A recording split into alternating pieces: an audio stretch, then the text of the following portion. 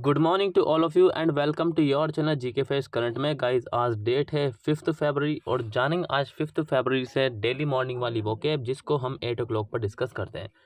और ये जो वोकेब है ये आप सभी के एग्जाम पॉइंट ऑफ व्यू से वेरी इंपॉर्टेंट है, चाहे आप किसी भी एग्जाम की तैयारी कर रहे हो। साथ ही इसका जो पीडीएफ का लिंक है वो आप सभी को डिस्क्रिप्शन बॉक्स में मिल जाएगा, वहाँ से जाकर आप लोग डाउनलोड कर सकते हैं। और जो न्यू स्टूडेंट्स है वो सभी स्टूडेंट्स चैनल को सब्सक्राइब एंड शेयर करना ना भूलें। याद रहे कि एग्जाम में एटलीस्ट 5 नंबर का वोकेब आपसे पूछा जाता है, या फिर 2 नंबर 3 नंबर 4 नंबर, ठीक है। सो आपने जो है इसको याद कर लेना है, मोस्ट इंपॉर्टेंट आती है। जिस जोन से भी वर्ड आपको डिफिकल्ट लगे उसको नोट डाउन जरूर कर लेना है और पीडीएफ से इसका रिवीजन 2-3 बार कर लेना है। सो स्टार्ट करते हैं सबसे पहले आज की हमारी फर्स्ट वोकेब से। First one is abortive. Abortive का मतलब होता है failing to produce the intended result, मतलब कि इच्छित परिणाम उत्पन्न करने में विफल। क्या मतलब होता है? इच्छित परिणाम उत्पन्न करने में विफल, मतलब कि निष्फल, विफल, ठीक है। सो ये आपने ध्यान रखना है कि एबॉर्टिव का मीनिंग होता है failing to produce the intended result. If I talk about synonyms, so guys ये हैं इसके सिनोनिम्स: फेल्ड, विफल, अनसक्सेसफुल, अकामयाब या फिर नाकाम, नाकाम, ठीक है। और फ्यूटाइल का मतलब होता है व्यर्थ। एंटोनिम्स देखें तो इफेक्टिव, प्रभाव, इफेक्चुअल का मतलब होता है क्रियाशील, एंड एफिकेशियस का मतलब होता है, ठीक है। सो ये इसके इफेक्टिव हो गया, और जो है इफेक्चुअल हो गया, और एफिकेशियस का मतलब होता है प्रभावोत्पादक, ठीक है। सो ये इसके मतलब कि तीन सिनोनिम्स और एंटोनिम्स हैं। अब देखते हैं एग्जाम्पल। सो एग्जाम्पल है, he made an abortive attempt to recover the sunken period ship. उन्होंने डूबते हुए जहाज को बचाने में असफल प्रयास किया। क्या किया? उन्होंने डूबते हुए जहाज को बचाने में असफल प्रयास किया, ठीक है। सो क्लियर है। नेक्स्ट हम डिस्कस कर सकते हैं। नेक्स्ट है न्यू ट्रिक, जिसका मीनिंग होता है न्यू, मॉडर्न और रिसेंट, मतलब कि हाल, आधुनिक या फिर नया। हाल या फिर नया और आधुनिक, इसको हम कह सकते हैं न्यू ट्रिक को हाल में हुआ, जो कि रिसेंटली कोई इंसिडेंट्स हुआ उसके बारे में।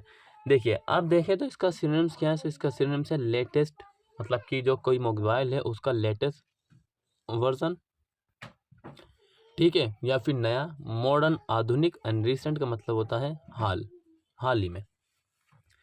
एंटोनिम्स है ओल्ड, पुराना, एंड ओल्ड फेंगल का मतलब होता है पुराने ज़माने का, ये आपने ध्यान रखना है। नेक्स्ट बात करते हैं, the key problem of neolithic vicissitude in China is the social modernisation of China. देखिए, चाइना के जो नवपाषाण काल है, क्या है चाइना का, मतलब कि चाइना में जो नवपाषाण काल है जिसको हम मेसोलिथ काल भी कहते हैं, नवपाषाण काल की जो प्रमुख उलटफेर की जो प्रमुख समस्या है वो चाइना के सामाजिक आधुकरण है।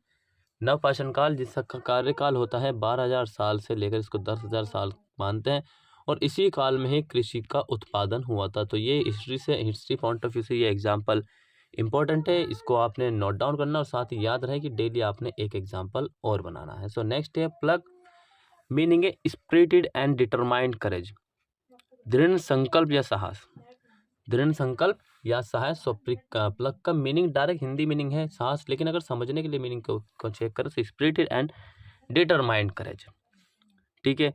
सिनोनिम्स देखिए, एग्जाम में आपसे जरूर पूछा जाता है, या तो आपसे सिनोनिम्स पूछा जाएगा या फिर आपसे एंटोनिम्स पूछा जाएगा, पूछा जरूर जाएगा, और हो सका है तो आपसे जो है स्पेलिंग मिस्टेक भी पूछ सकता है, क्योंकि स्पेलिंग मिस्टेक भी एक इम्पोर्टेंट पार्ट होता है एग्जामिनर का। करेज, साहस, ब्रेवरी, बहादुर, एंड डेयरिंग का मतलब होता है साहसी।